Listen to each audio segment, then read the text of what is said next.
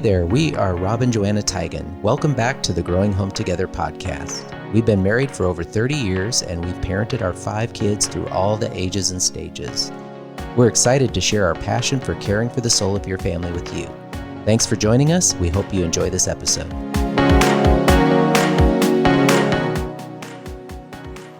Thank you so much for joining us for the Growing Home Together podcast. You know, as we look at the snow outside our window today, we realize that just like it's cold outdoors, it's feeling cold in so many marriages right now. January has the reputation as divorce month since there's typically a surge of marriage breakups at this time of year. So maybe for you, this past holiday season really intensified the tension in your relationship. You feel miles apart from your spouse and you're losing the hope or motivation to try to find your way back to each other again. If you are in a place of hurt and discouragement today, this episode is for you. Yes, we are so glad to welcome Lindsey Maestas to share with us today. She's a relationship expert, a writer, a speaker, and the creator of The Wife Project, an incredibly popular marriage course that has impacted thousands of marriages. Lindsey is also the author of the amazing new book, Don't Burn Your Own House Down, that she's written to help us all build a strong and loving marriage that lasts. Thank you, Lindsey, for joining us today. Oh, thank you for having me, Rob and Joanna. I'm honored. And I feel like your voices have already soothed my very high energy morning. You guys are calming me. So thank you for having me here. Oh, yeah, we've been really looking forward to getting to know you. And we know that, Lindsey, you have so much to share with us today. But before we jump in, we would love to hear a little more about you and your family and what sparked your passion to help couples in their marriage relationships. Yeah. So my husband and I and my 2 boys, Sutton and Saxon, they're 8 and 10. We moved to Nashville about 4.5 years ago from Albuquerque, New Mexico. So now we're in Franklin, Tennessee, which is like 30 minutes outside of Nashville. And I have been married for almost 14 years. And we really have just had a passion for relationships since we got married. We started community groups pretty early on with other married couples around our age. And I like to say babies. I just turned 22 when I got married. And so we were very fortunate to have a lot of friends who got married around the same time, who all loved the Lord. And so we would join at our house and do Bible study and dinner and just hang out. But also we were able to talk about marriage and life. And we always kind of found ourselves in a position of counsel or encouragement. And we were not equipped fully at that time by any means. And we're really never fully equipped. But I think that was a really huge part of kind of the mission. And I grew up in a divorced home. My parents were divorced when I was 4. It was a really tumultuous divorce, a lot of confusion, a lot of anger. And it's so interesting because when I see my parents apart from that, they're such reasonable, level-headed people. But the divorce created so much anger and dissension and pain, which it does, that it made them into different people. And it really impacted our lives, mine and my sister's. And so as I grew up, I just had this deep longing in my heart that I didn't know was from the Lord until I was saved at 19, that I wanted a marriage that worked. And even if it was hard, I wanted to fight for that covenant. I wanted to make it work. And I said, even in Don't Burn Your Own House Down, I am not immune to divorce. There is no guarantee that will never happen to me or that will be my story. I pray it is not.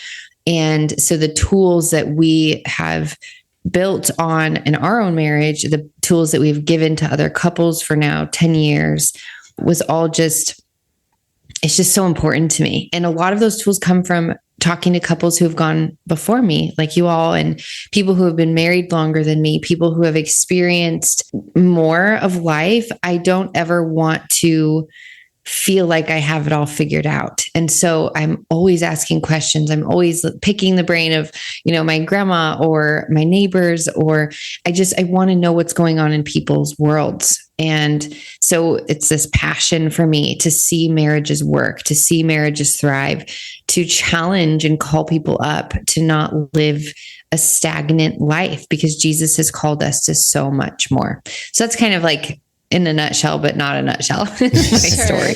Thank you for that. I love what you're expressing. I hear such a heart of a learner, and that's a great example just for all of us to just keep being curious and eager to grow and learn and never let that fire kind of fade away. That's great. Yeah. Thank you. I love that as well. And a shout out to Franklin, Tennessee, because we love that. We love that area. We'd move there in a heartbeat. Isn't it such a great little town? Yeah. We vacationed there this past summer. Yeah. Oh, did you? Yeah. It's so cute. It's so different from where I'm from, the Southwest. It's such a different world, and I love it more and more every day. Like I don't grow tired of it. I love being 28 minutes from Nashville and then being able to kind of come back to the countryside and see the cows, and be in the quaint little area. It's a very cute town. Yeah, that's awesome. And we would move there in a heartbeat, but it's everybody else is moving there too. So everybody who that finds is out, very true. Well, and we couldn't talk all of our grandkids into moving down there either. So there's that. Yeah. But back on the topic, when I look around at couples I know, and when I look at the marriage landscape, I see a lot of sincere, committed couples who went into their marriage with the best intentions and best expectations, but life hits hard, and at that 1 year mark or that 10-year mark or that 20-year mark, they look down the road and they see their marriage breaking down, and they wonder how they got where they're at. And I know you have experienced something similar in your own relationship. Could you tell us some of your story? Yeah, absolutely. So I agree with you. I don't think that there's anybody in the world who gets married thinking, I'm definitely going to be part of the 41% that gets divorced, which those rates have decreased, and I'm very thankful for that. However, what we're seeing is more of an increase in discontentment in marriages. And so while people are staying because they don't want the story that they had growing up, they don't want their children to be raised in a broken home, there is discontentment or stagnancy or feelings of loneliness and longing that are far greater than what we've seen in the past. And so I think that one of the things we don't realize in our relationships is that if we don't nurture it, if we don't do the work, it is not going to come and appear magically and stay forever.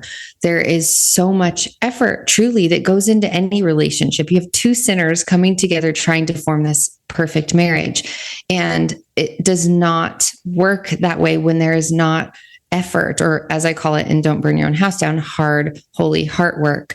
And what I saw in my own marriage after Jesse and I had our boys was this disconnection from exhaustion, from physical struggles where I was feeling completely out of sorts, like I didn't belong in my own body. My body looked nothing like it used to, and feeling kind of like we were sharing roles. Jesse's a great dad, and he was really great. We called him like the swaddle master because he was like so good at swaddling and would change every single diaper, would wake up in the middle of the night, but it was still, you're the mama. And so I found resentment at moments when I was like, I'm having to wake up to nurse, or I can't leave the house without pumping or without the baby, and I'd be like, how nice for you that you get to go out and have lunch, and how nice for you that this, and then I was suffocating to be around. And so he would just pull away, and he'd want to go and play video games or be with his friends or just disconnect because I wasn't pleasant. And so it was like the more I pursued, and this is something I call the crazy cycle, and it's termed the crazy cycle in books as well, is when you have someone with an anxious attachment style like I do, where you're constantly reaching for reassurance from your partner, and they have more of an avoidant attachment style, which means they avoid intimacy, especially when it feels suffocating or overwhelming. So they withdraw. And so that's what was happening with us. It was, I was pursuing and he was withdrawing, and I would pursue harder and he'd withdraw more. And so it was making me feel more lonely. It's making him feel more suffocated. And it was just, it was a mess. It was such a mess. And I can laugh now, but in those moments I was crying on the floor. It was not funny. very difficult, very overwhelming. I felt very alone. And this is what I tell couples often, and what we have seen, and the tools that we've used to rebuild from that point have all shown me that it's the little moments that break down a marriage. It's usually not those big, significant issues like an affair, which they do happen. But a lot of the time, the breakdown of marriages are the small cuts in the relationship. And it's the lack of care. It's the lack of consideration, the lack of thoughtfulness, the lack of intentionality. It's not greeting one another at the door. Instead of, it's like handing a laundry basket over and saying, hey, I've been with the kids all day. Can you get this done? Or just saying, hi, can you please help with the kids? Those little things make a huge difference. And it's often the things that go unnoticed, or the things that are unspoken in the relationship, that build and build that resentment that then eventually burn your house down. And I ask in the first chapter of the book, if you had a small flame in one of your rooms and you saw it ablaze, you would not just ignore it and walk away. You wouldn't try to throw a blanket on top of it and leave. You would do everything in your power to get that flame out so it didn't burn the entire house down. But we don't do that with our marriages in the same way. We see the flame and we think, oh, it'll solve itself. We'll fix it. We'll just pretend it doesn't exist. And then another flame pops up, or it just continues to grow.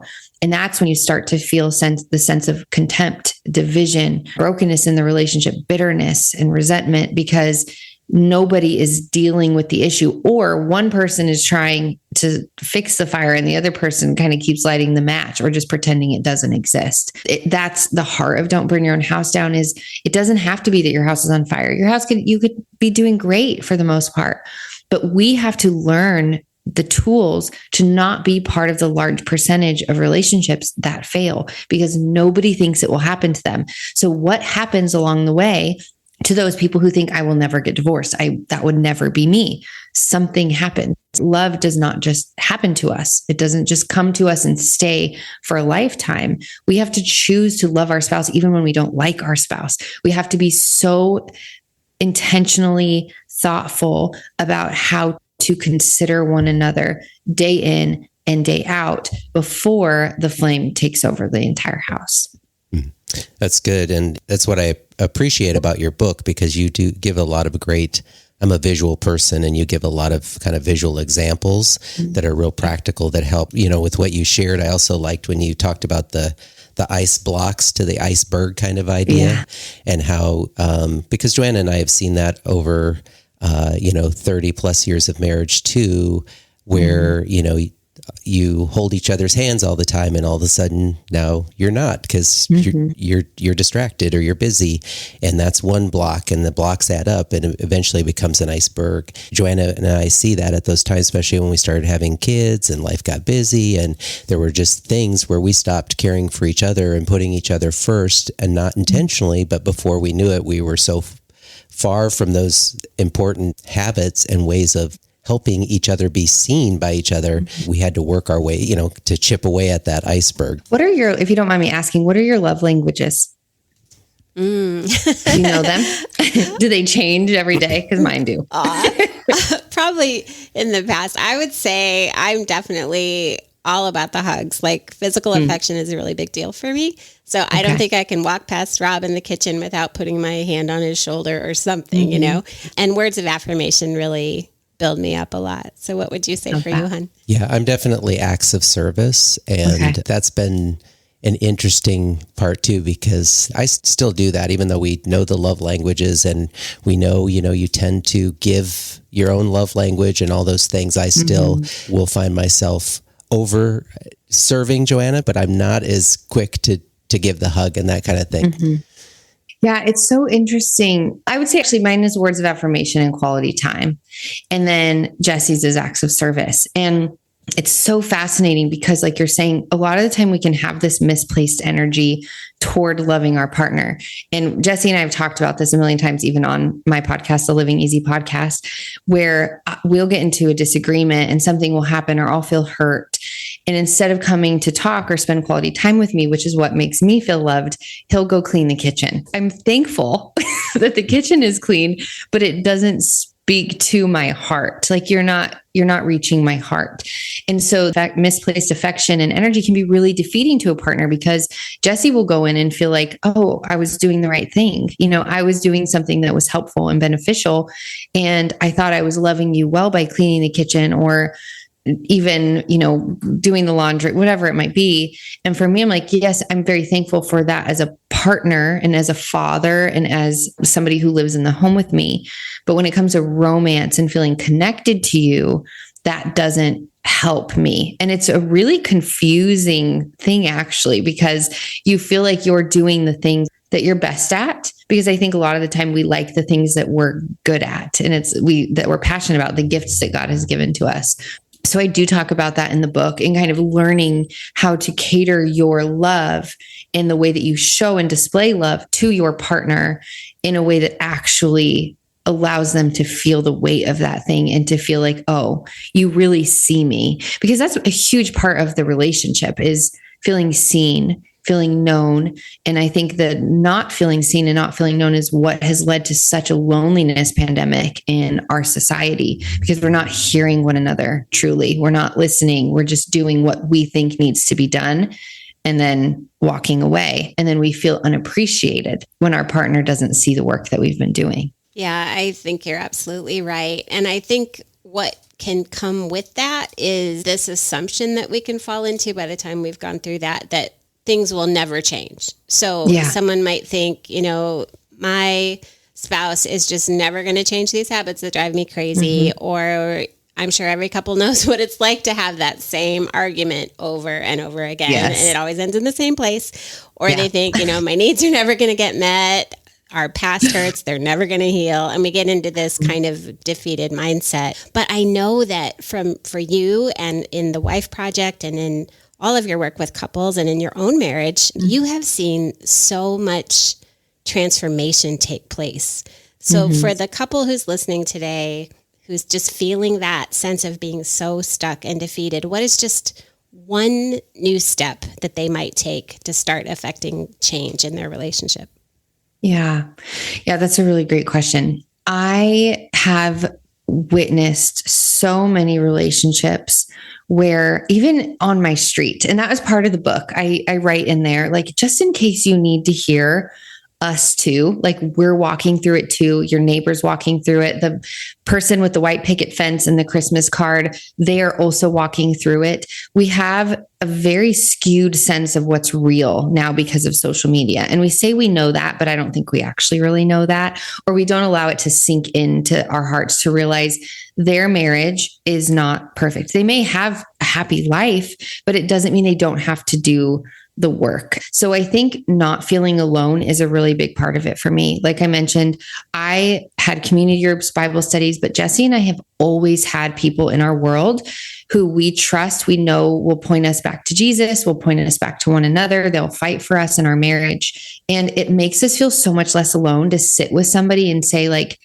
hey, these are the things. And they're like, oh my gosh, last year we went through the same thing and we did this and this and this. I think it helps each partner to not villainize one another, to not think, oh, you're the only one who does this. In one of my chapters, Defrosting Your Marriage, I talk about the iceberg, where there is the tip of the iceberg that everybody sees. And that's when you go to church and you say, how are you? Oh, we're great. How are you? Oh, I'm good.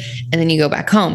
And then you have underneath the water, the base of the iceberg, where you're actually sharing the realities of what's really going on in your life. And when you're addressing the base and those things, that's when you can get more healthy. And so I would start by saying, there are many women in today's world who feel, and I target women specifically because that's my primary audience, but also because they are communicators. A lot of the time they tend to, I don't mean to generalize, but they tend to have a strength in communication and they want to talk through things with their partner. And a lot of the time the partner does not want to communicate as much about the issue, and it leaves them feeling unheard. A psychologist coined the term the walk-away wife syndrome. And this blew up on my social media. I was not expecting it to be what it was. And I actually have a bonus chapter that I offer for my readers who purchase Don't Burn Your Own House Down to buy this chapter. But a walk-away wife is essentially a wife who communicates her needs for years and years and years, and expresses feeling lonely, feeling disconnected, feeling unseen.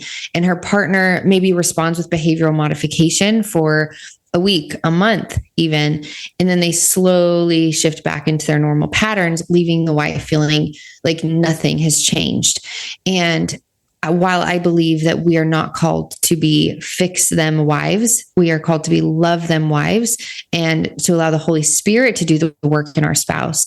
There is a place where a woman gets to a point where she has relentlessly asked for things for so long: partnership in the home, romance, emotional labor, emotional connection, physical connection. And to a point where she gets so worn out from asking that she grows silent. And a lot of what you see in marriages like this is that when a woman goes silent, it means that she's fully checked out. When she's asking and she's pleading, she cares. She wants this to be fixed. When she grows silent and stops asking, a lot of the time the man thinks, oh, we're doing great. But that's the point when a woman has chosen to step away. And while I know for a fact, based on statistics, that second marriages do not last as long as first marriages, about 60% of second marriages fail, and it's about 70% and over of third marriages that fail. Because what you're doing is you're carrying this baggage from your first marriage into another marriage. And not only are you dealing with the family issues and the family dynamics of the first relationship, but you're also dealing with the healing of that and coming into a new relationship. And so, of course, I'm not talking about abuse, betrayal. I'm not a licensed therapist. These are just experiences and things that I have seen. And in cases of abuse and betrayal and affairs, scripturally, biblically, we are given freedom to go.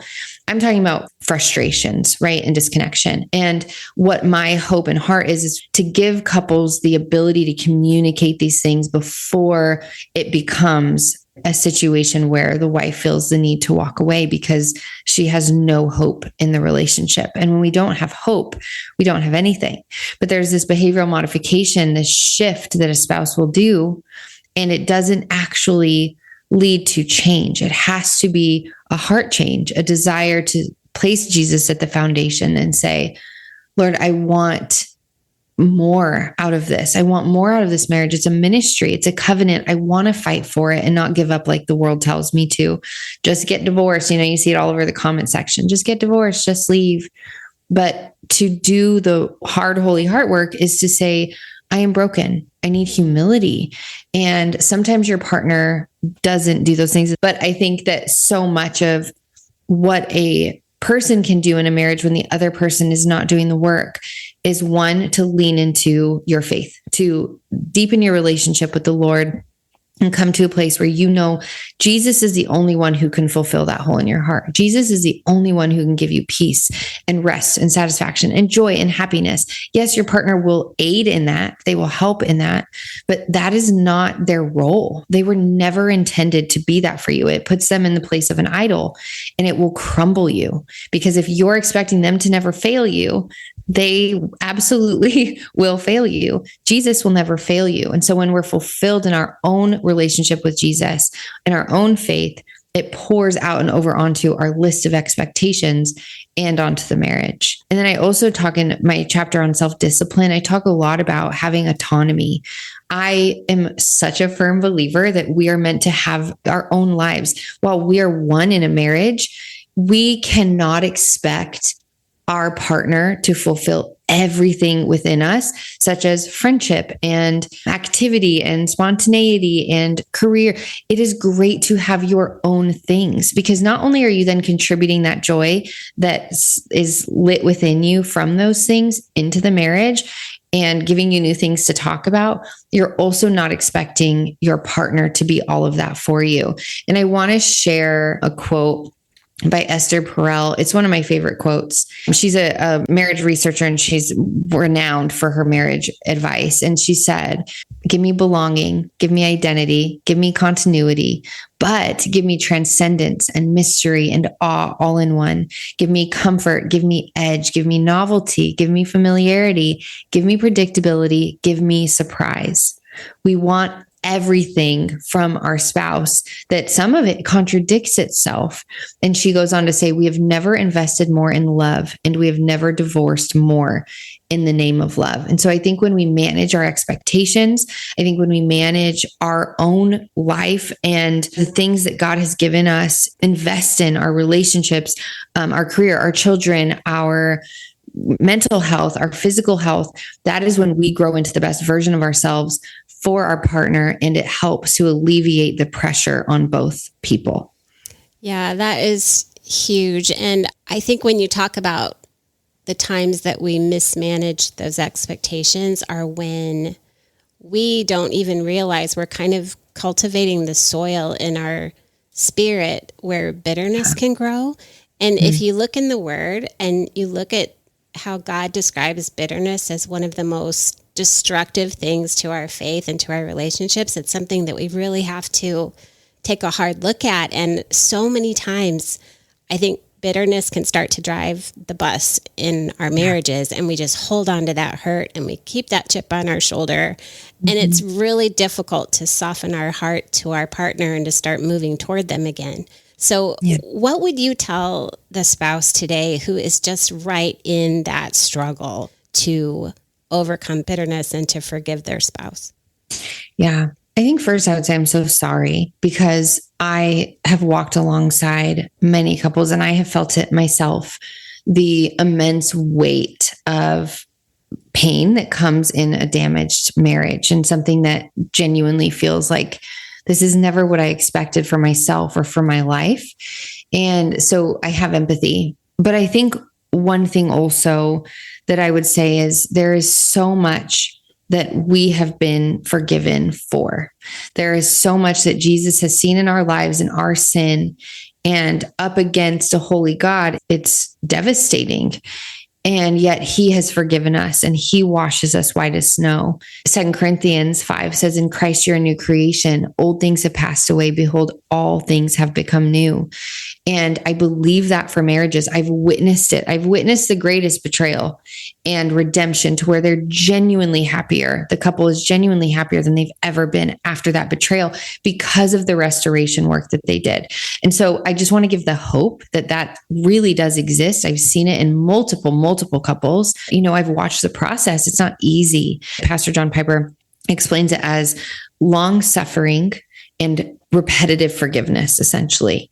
So the person who hurt the other, say there was an affair or betrayal or porn addiction, the person who has committed the betrayal will suffer for a long time, because they will have to then reprove the ability to be trusted, the ability to show up and to honor their spouse, while the other spouse is responsible for perpetual forgiveness. Sometimes that's every minute. Sometimes it's every day. Sometimes it's once a week when they start to feel that bitterness seep into their heart.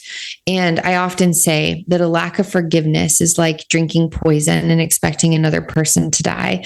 And I'm sure you've heard that before, but it is so pertinent to me, because you imagine being at a table, at a dinner table, and you pour some poison into your own cocktail and drink it, and you're just waiting patiently for it to harm the other person. It doesn't harm the other person. They may be hurting, but that lack of forgiveness is so heavy on our own hearts, on our own lives, that it seeps into us and eats away at us. And so I think that there are two things: that when we have chosen to continue in a relationship, when we do have that resentment and that pain, and we're harboring that, it's so important to remember what we've been forgiven for.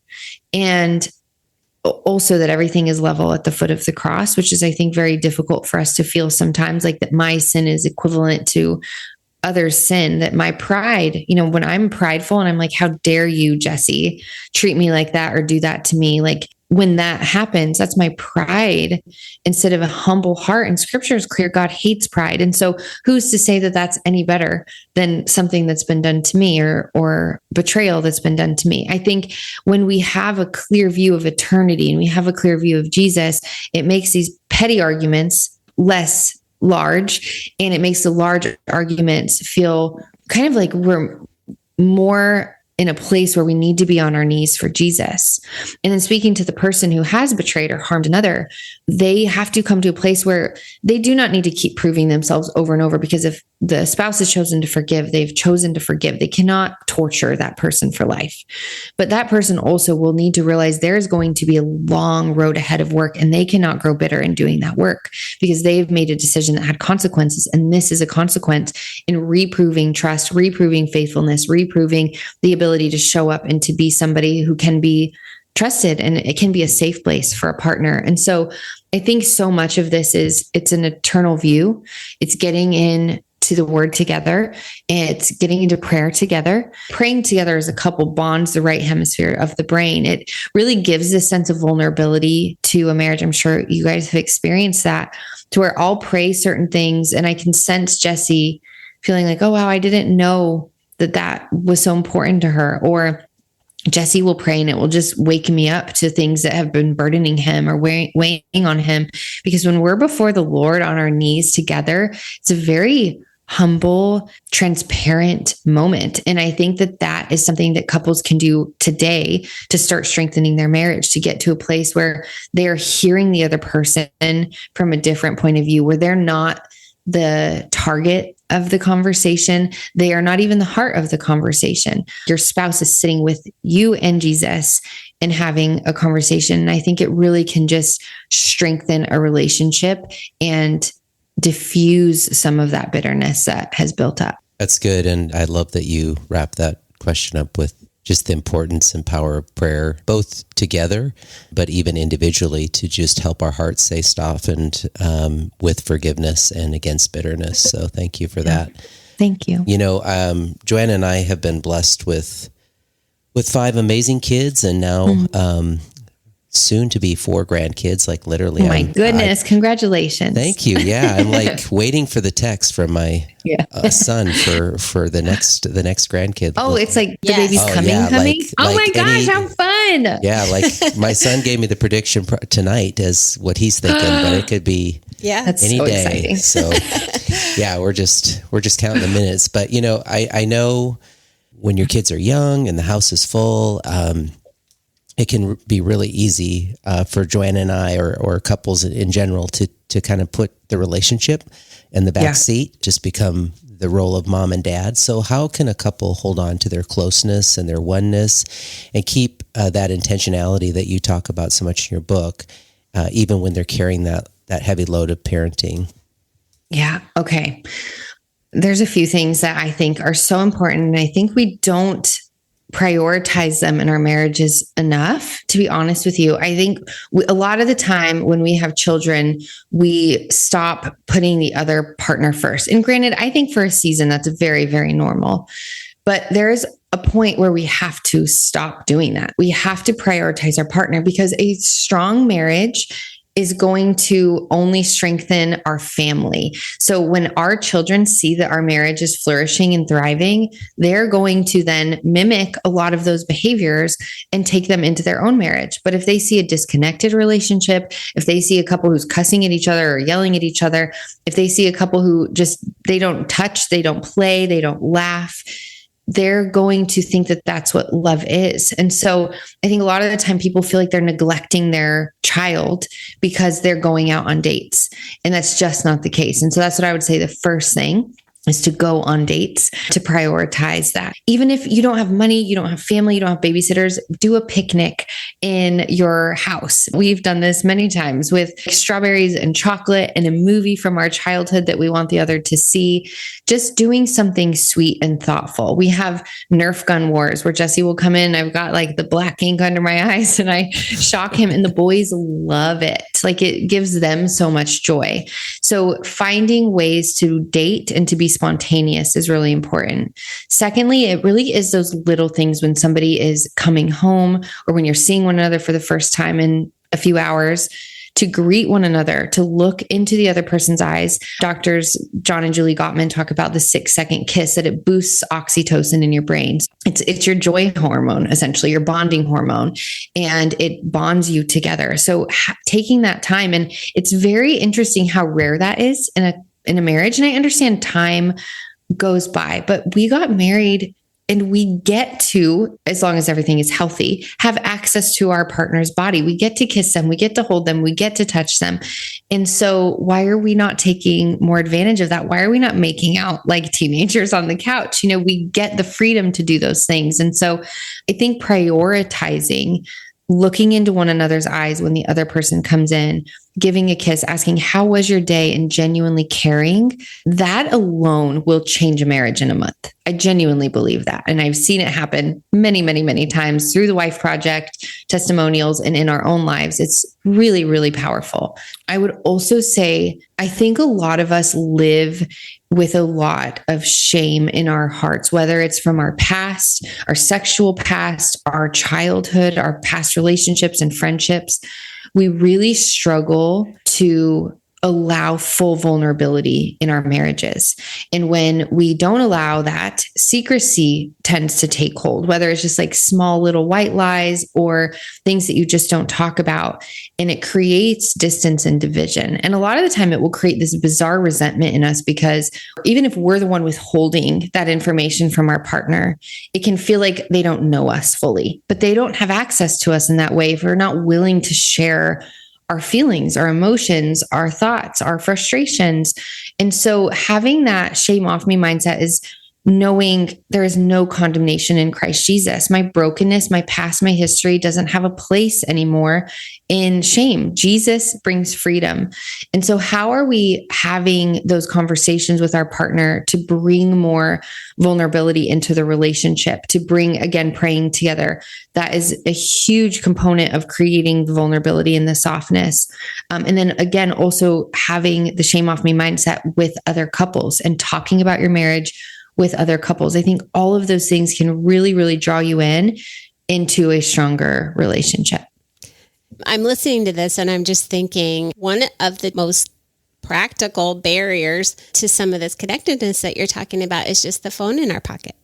And I know when I met Rob, one of the things that drew me to him the most when we first met was his eyes. He has these beautiful blue eyes. And sometimes I can be like, wow, when was the last time we just looked in each other's eyes, because we're looking down at the phone or looking at our screen for work or whatever. And so I know that you bring some really helpful understanding of what make our devices such a unique threat to our marriage, but also how we can keep a healthy relationship with our devices to protect our relationship with each other. Can you just quick give us some comments on that? Yes. So technoference is a term, and it's coined by researcher Brandon McDaniel. And it's been really fascinating to me to kind of just start studying phone addiction as a whole, because I noticed it in my own relationship where we would plop down on the couch at the end of the night, we'd put the boys to bed and we would just scroll, and Jesse watches videos and I either do work or go through Pinterest.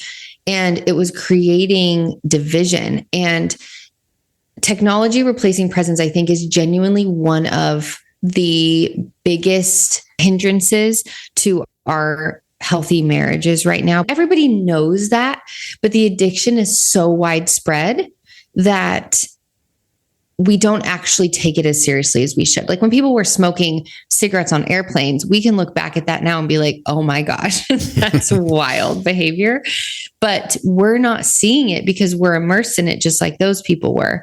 And so when we come to a place to say, okay, I am noticing that this is an issue in my relationship. Am I going to bed back to back with my spouse scrolling on my phone? Whenever we have downtime, are we half scrolling, half looking up at each other? Not only is that damaging to our brains and to our dopamine cycle, but it also communicates to our partner, I don't value what you're saying to me. I don't value what you have to say, because that technology, the technoference, that there's even a term for it now, is crazy, but it's repeatedly interrupting real connection. And so we have a rule in our home and would challenge listeners to do the same because it's been very beneficial. We do not have phones on our table, like our dinner table. They are not allowed on the dinner table. When I go to lunch with a friend, brunch with a friend, when I'm sitting with my kids, I don't want my phone in my sight, because what I feel it communicates is this is more important than you.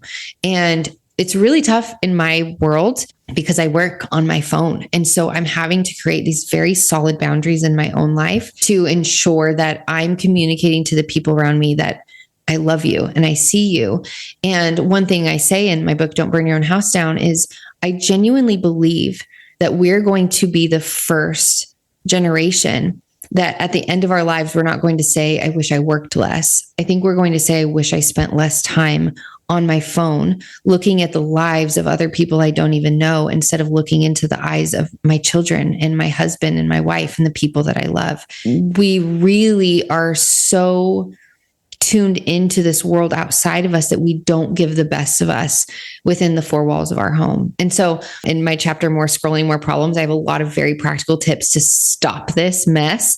But one of the things is to get a real alarm clock. I am such a big believer in that, because when you have a real alarm clock, you can put your phones out in the living room so that when you wake up in the morning, you wake up to one another. You don't wake up to your phone. And really, I mean, there's so many studies, but there's a book called Dopamine Nation. Highly recommend it.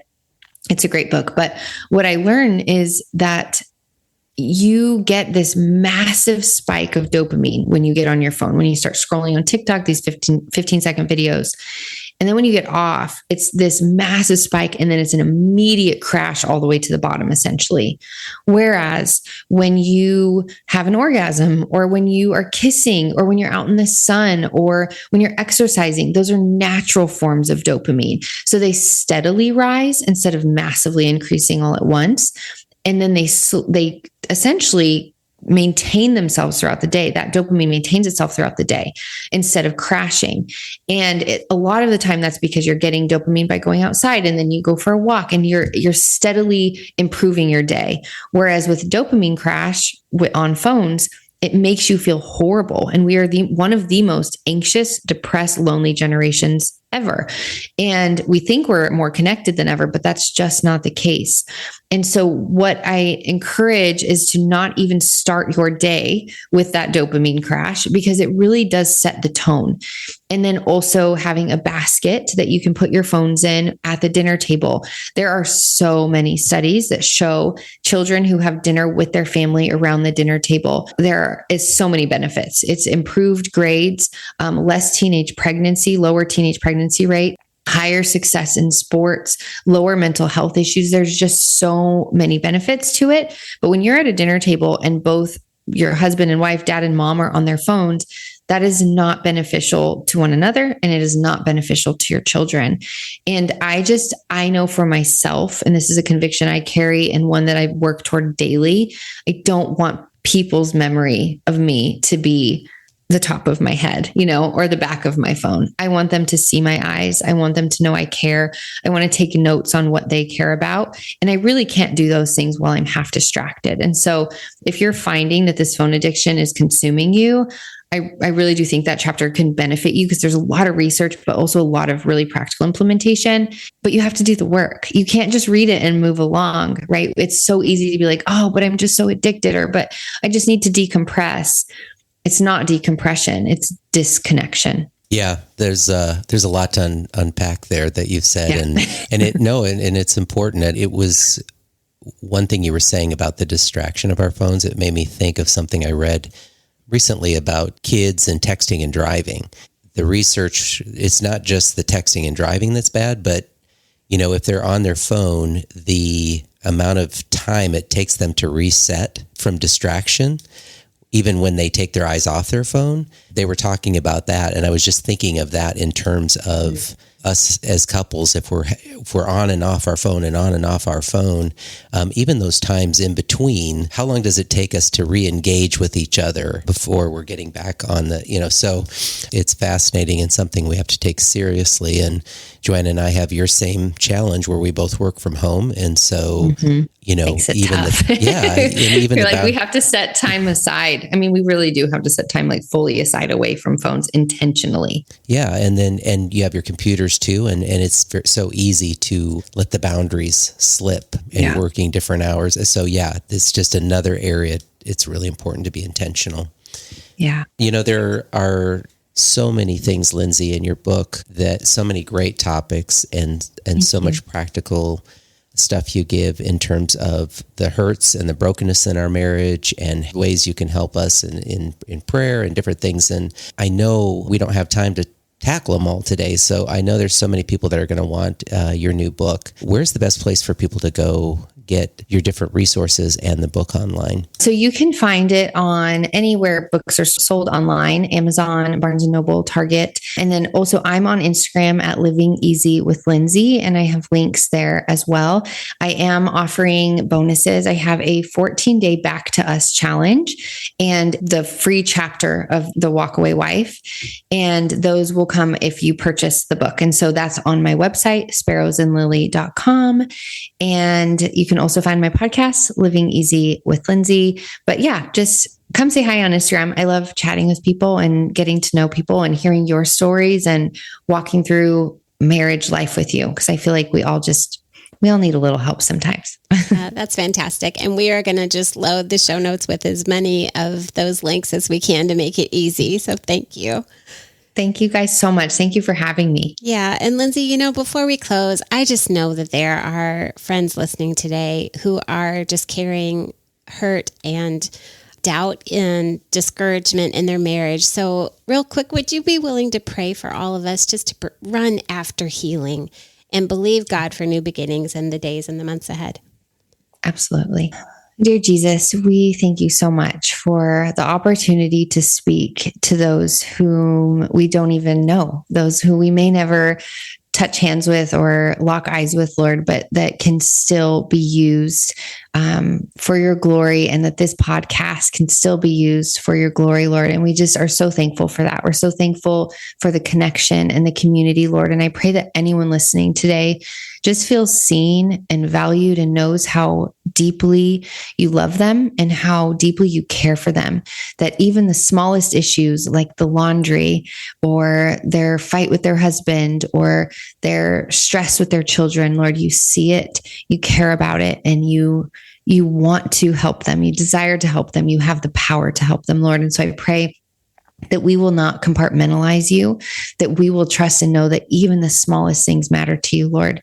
I pray that you give rest to the hearts of the couples right now or individuals who are feeling so much weight in their relationship, Lord, knowing that this is not what they wanted for their lives, that this disconnection feels hopeless. And I pray that you fill them with hope, that you fill them with your mercy, that you remind them of your redemption through your word and through your presence, Lord, that you remind them of how powerful, how truly, truly powerful and majestic you are. God, that there is nothing that you can't do within their lives and within their marriages.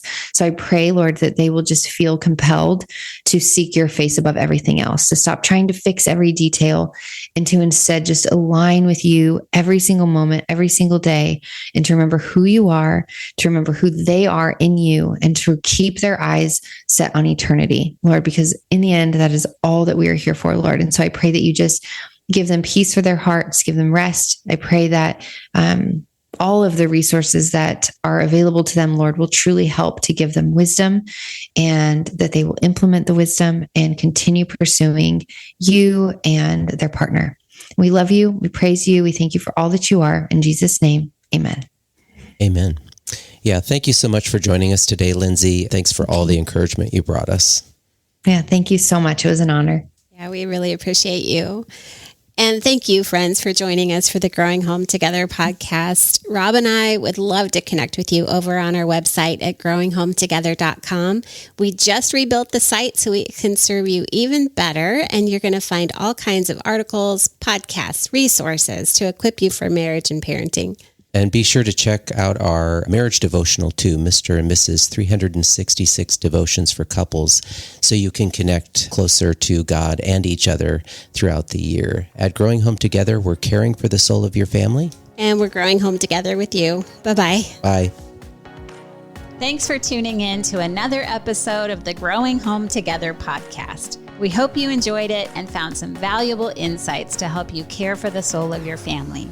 Remember to check out growinghometogether.com for more resources, and stay tuned for our next episode coming your way soon.